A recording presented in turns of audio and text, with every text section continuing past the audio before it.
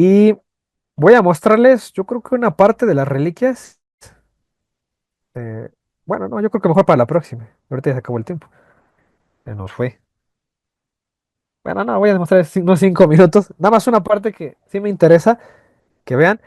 Es breve. Dice, los católicos creen en las reliquias y que tienen poderes mágicos y las adoran. Hay protestantes que dicen eso, ¿no? Como si fueran para nosotros talismanes o amuletos. Es que fíjense la diferencia, ¿eh? Porque tampoco vamos a negar que hay católicos que sí tratan, incluso la Eucaristía la tratan como un amuleto. Tienen rosarios, por ejemplo, como este, los cargan con su cruz. Yo aquí cargo siempre uno, pero dicen, es que para que me dé suerte, ¿no? Para que absorba la maldad, las envidias, no. Un objeto por sí solo no tiene ese poder. Eso lo hace Dios. Dios te protege, Dios hace los milagros, pero eso no quita que Dios utilice un objeto para hacer todo eso. Lo puede hacer. Eso es lo que creemos de las reliquias. Pero hay católicos que no lo saben. Hay católicos que piensan que si tú tomas la Eucaristía, Dios está obligado a sanarte. Si tú te bautizas, Dios está obligado a que ese niño ya no se enferme, ¿no? Entonces tratas el bautismo o la Eucaristía como un talismán, como algo mágico. ¿No es correcto eso? Entonces, que los católicos adoran reliquias y una vez más, la costumbre de conservar objetos relacionados a gente santa y venerar sus restos viene desde el Antiguo Testamento. Y también la iglesia primitiva lo hacía. También hacían eso. Cuando los primeros cristianos guardaban los restos de sus mártires, los protestantes ni existían, ¿no? Entonces, yo aquí es donde me doy cuenta por qué el protestante no puede creer en las reliquias, porque ellos no tienen historia. Si ellos creyeran en las reliquias, tendrían que aceptar, ¿no?, la historia y tendríamos que preguntarles a ellos, ¿ustedes qué reliquias conservan? Díganme de qué apóstol conservan reliquias. Pues no las tienen. ¿Por qué? Porque no existían los protestantes. Ellos son un grupo que se hacen llamar cristianos, pero manejan un cristianismo muy moderno, muy cambiado. Entonces, por eso ellos no conservan las reliquias de nadie. Y esa es una razón por la cual a ellos les conviene rechazar las reliquias, porque ellos tienen que rechazar la historia, tienen que rechazar toda la tradición, tienen que rechazar todo eso que los conecta o los vincula a Cristo. Y como ellos no pueden demostrar historia, por eso tienen que rechazarla. Y con ello, el tema de las reliquias es algo que nos da identidad de por qué somos los primeros cristianos, porque es la Iglesia Católica, viene de ahí, de los primeros cristianos. Dice, reliquias, dice, son restos del cuerpo de los santos o también son objetos relacionados a ellos. Aquí les pongo un ejemplo. El Padre Pío, San Pío de Pietrelcina, aquí está uno de sus guantes. Y aquí están unas reliquias de él, que si mal no recuerdo, una es un hueso, una falange, había por ahí un mechón de su cabello y otras cosas. Bueno, aquí les pongo, esas serían reliquias de primer grado, que le llamamos los católicos, que son reliquias que son partes de sus cuerpos. Y también había, creo, de sangre, unas telas con sangre del Padre. Y esta, por ejemplo, este guante no sería una parte de su cuerpo, pero sí sería una prenda que él usó. Esta sería una reliquia de segundo grado. Hay de tercer grado. Las de tercer grado son las que tienen contacto, objetos que tuvieron contacto con una reliquia de primer grado. Yo una vez estuve en una charla de una reliquia de tercer grado que era la imagen de Guadalupe, pero era porque estuve en contacto con la imagen original de Guadalupe. Esta costumbre de guardar los restos de la gente está en la Biblia, y muchos católicos no lo saben, ¿no? El pueblo de Israel conservaba cosas de los antiguos patriarcas en señal de respeto. Miren, por ejemplo, es una razón por la cual también Moisés guarda en el arca las piedras, el maná y la vara de Aarón. Entonces aquí Moisés decide guardar, bueno, también fue una orden de Dios, ¿no? Pero también hay cosas que no ordenó Dios y aún así ellos las guardaban. No hay problema con eso. Dice, bueno, aquí la carta de Hebreos, ahí en Hebreos 9:3 en adelante, pues el autor menciona lo que había dentro del arca. ¿Qué es esto, no? Lo que está en la imagen. Entonces, ellos veneraban lo que había dentro del arca y se acercaban al arca y el arca pues nada más era, ¿qué? Madera con oro, piedras, el maná, que era un pan, y la vara de Aarón, que reverdeció, ¿no? Entonces, para un protestante que es bien gnóstico y dice que lo material no importa, bueno, pues entonces que critiquen, ¿no?, a los judíos y al pueblo hebreo, ¿para qué andan venerando el oro? ¿No? Es que los salmos dicen, ¿no? Es que sus ídolos hechos de oro. Bueno, pues aquí los querubines también están hechos de oro, ¿no? También están venerando cosas materiales. Entonces que se peleen primero con los judíos, los protestantes. Fíjense, se ocupaban de trasladar los huesos de los patriarcas en el lugar adecuado. Eso se parece bastante a lo que hacemos los cristianos, no los católicos, de reverenciar los restos de los santos o de las personas que admiramos, pues, por su santidad.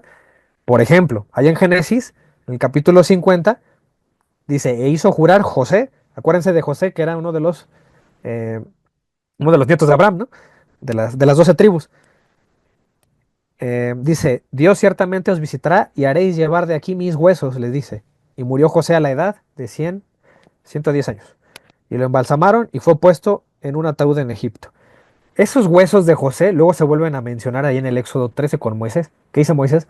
Tomó también consigo Moisés los huesos de José, el cual había juramentado a los hijos de Israel diciendo, Dios ciertamente os visitará y haréis subir mis huesos de aquí con vosotros. ¿Por qué? Que alguien me explique por qué Moisés le da tanta importancia a unos simples huesos, así como nos critican a nosotros, ¿no? ¿Para qué ustedes le dan importancia a los huesos no sé, de cualquier santo, del Padre Pío, o los huesos de fulanito, ¿no? Bueno, pues, pues pelense aquí con el Moisés también, ¿no? ¿Para qué se lleva los huesos de José? Si nada más son unos huesos, ¿no? O sea, y no hay que reverenciar al hombre, solo a Dios. Entonces, ¿qué hace Moisés haciendo eso? Bueno, fíjense cuántos años pasaron desde que vivió José, la alianza con Abraham, ¿cuándo fue? Fue por ahí de, ¿qué? Bueno, la alianza con Moisés fue 1250 años antes de Cristo. Lo de Abraham fue mucho antes, ¿no? Muchísimo antes. Pasaron tantísimos años y Moisés todavía tenía reverencia por los huesos de José. Bueno, dice acá, se vuelven a mencionar ese tema de los huesos, ahí en Josué 24. Como saben, Josué fue el sucesor de Moisés. Dice, y enterraron en Siquem los huesos de José, que los hijos de Israel habían traído de Egipto, en la parte del campo que Jacob compró de los hijos de Amor, padre de Siquem, por 100 piezas de dinero y fueron posesión de los hijos de José.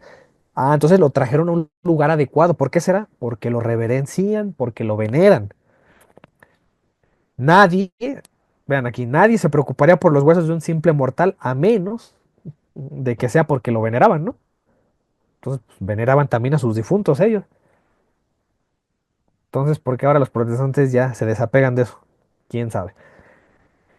Y otro ejemplo, que aquí les pongo que ustedes lo pueden leer con calma, es el ejemplo también de Abraham. Abraham hizo lo mismo con Sara, cuando murió Sara, que dice murió Sara, ponen el lugar en Hebrón, dice la tierra de Canaán, y vino Abraham a hacer duelo por Sara y a llorarla.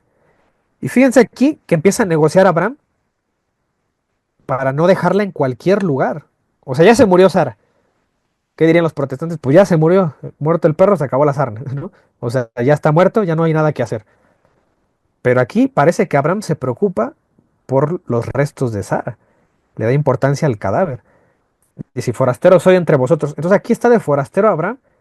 Pero fíjense que estas personas, dice acá, los hijos de Ed, ¿qué le dijeron? Óyenos, Señor nuestro, eres un príncipe de Dios entre nosotros. O sea, lo reconocen como alguien santo, ¿no? Alguien que camina con Dios. Dice, en lo mejor de nuestro sepulcro sepulta a tu muerta. Le quieren dar lo mejor a Sara.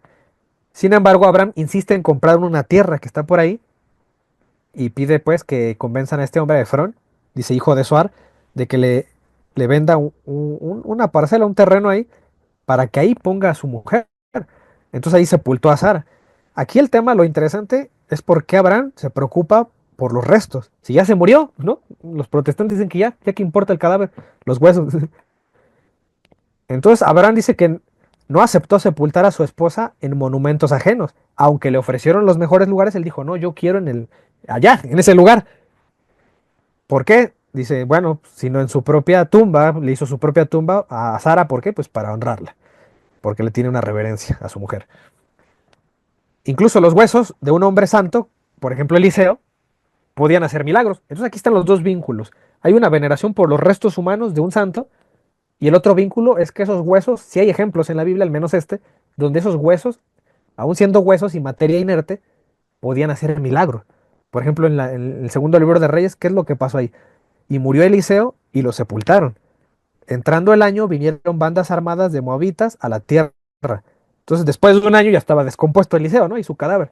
Y aconteció que al sepultar unos a un hombre, súbitamente vieron una banda armada y arrojaron el cadáver en el sepulcro de quién, de Eliseo. Y como Eliseo fue un profeta de Dios y era un santo, dice, y cuando llegó a tocar el muerto los huesos de Eliseo, ¿qué pasó? Revivió y se levantó sobre sus pies. Entonces, cuando un protestante critica de que las reliquias supuestamente, bueno, dicen los católicos que hacen milagros, bueno, pues no se te olvide que es bíblico que los restos de una persona santa hacen milagros. El libro eclesiástico, que no lo tienen los protestantes, también lo atestigua. Ahí en el capítulo 48, verso 2 en adelante, dice, y cuando Elías desapareció en un torbellino, Eliseo quedó lleno del Espíritu Santo, hizo 2 veces más milagros y todo lo que decía era asombroso. Durante su vida no tembló ante nadie y nadie tuvo poder sobre él. Para él nada había difícil y acostándose sobre un muerto lo resucitó. Está narrando, ¿no? Ese tema del milagro que hizo de resucitar a un muerto. Dice, en su vida hizo milagros y después de muerto hizo cosas admirables. O sea que cuando te mueres no ya se acabó todo, ¿no? Aún después de muerto siguió haciendo cosas admirables Eliseo. Y ya por último, en este tema de las reliquias, vamos a continuar hablando de las reliquias para la otra, pero solamente ahorita quería dar el argumento de las reliquias de primer grado, ¿no? Que son los restos de los cuerpos.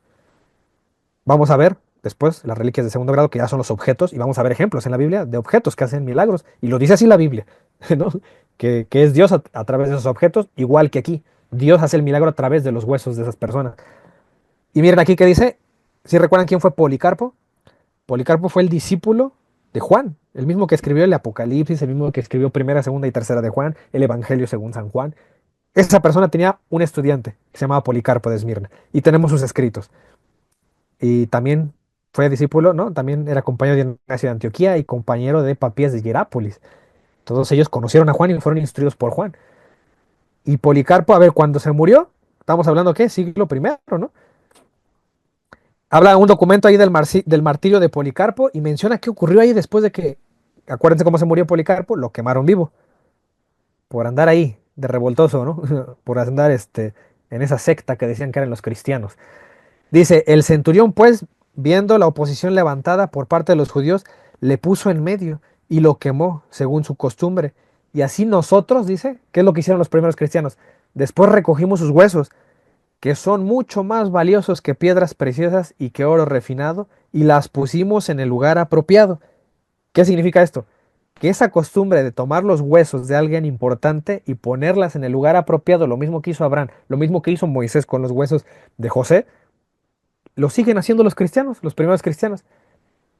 Esas personas que admiran, que ellos honran, reconocen, toman sus huesos y las ponen en el lugar apropiado. Dice, donde el Señor nos permitirá congregarnos. Ah, ahora son motivo de congregación. Ahí donde están esos restos de esas personas que, en este caso, caminaron con Cristo, ahí nos congregamos. Con razón, las reliquias son custodiadas en templos. Dice, según podamos, en gozo y alegría, y celebrar el aniversario de su martirio para la conmemoración de todos los que ya han luchado en la contienda y para la enseñanza y preparación de los que han de hacerlo más adelante. Ah, o sea que toman las reliquias como enseñanza y preparación de todos los demás que siguen, que también van a morir en martirio, que van a entregar sus vidas por Cristo. Ah, entonces los primeros cristianos, fíjense que tomaban los huesos de esas personas santas, dicen que eran más valiosos que piedras preciosas y que oro refinado. Ah, pues con razón los católicos cuidan tanto las reliquias, las llevan en procesión, las custodian, las conservan, porque son de gente admirable en la fe. Y seguramente si Policarpo hubiera vivido en tiempos de San Pablo, bueno, sí vivió, ¿no? Porque si conoció a Juan, no sabemos, tal vez conoció a San Pablo, pero si hubiera estado en ese tiempo, a lo mejor hasta San Pablo o el autor de Hebreos, que luego está en disputa la autoría de la carta de Hebreos, ahí en el capítulo 11 donde habla de los ejemplos de la fe, ¿no? De toda la gente que murió por su fe o que fueron ejemplos de fe, a lo mejor ahí estarían, ¿no? Los primeros cristianos, Policarpo, San Ignacio de Antioquía, todos los que dieron su vida por Cristo, por predicar el Evangelio. Entonces aquí ya eh, quedaría esto y les muestro esta parte de la historia de San Policarpo porque para que se den cuenta que la iglesia primitiva va muy en acorde con lo que les enseñó en la escritura y va muy en acorde con lo que ahorita hacemos los católicos y que no lo hacen los protestantes, ¿no? Ellos se salieron de esa enseñanza. No siguen esa costumbre. Porque ellos no vienen, no vienen de los primeros cristianos. Por eso no tienen esa evidencia o no custodian ninguna reliquia. Eso sería todo.